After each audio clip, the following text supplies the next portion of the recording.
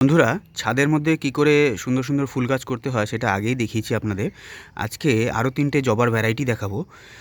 দেখুন, এখানে একটা সুন্দর হলুদ জবা, দেখেই আপনাদের মনটা ভরে যাবে। এত সুন্দর জবা ফুল আপনারা সহজে পাবেন না। এটা হলুদও না, এটা হালকা গ্রিনিশ হলুদ। কত সুন্দর ফুলটা একটু দেখুন।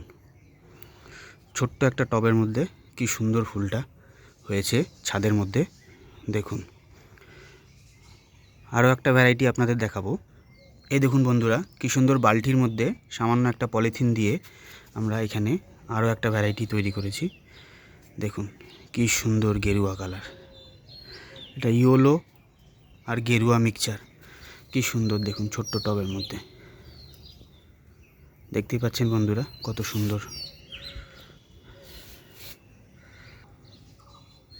দেখুন কত সুন্দর, যারা ফুল ভালোবাসেন তারা তো খুবই খুশি হচ্ছেন। আরও একটা ভ্যারাইটি দেখাবো। দেখুন বন্ধুরা, খুব রেয়ার পঞ্চমুখী জবা, খুব সুন্দর। এগুলো আমরা কি দিয়ে করেছি, কি ধরনের সার দিয়েছি, এই দেখুন। এই সারগুলো আমরা দিয়ে থাকি।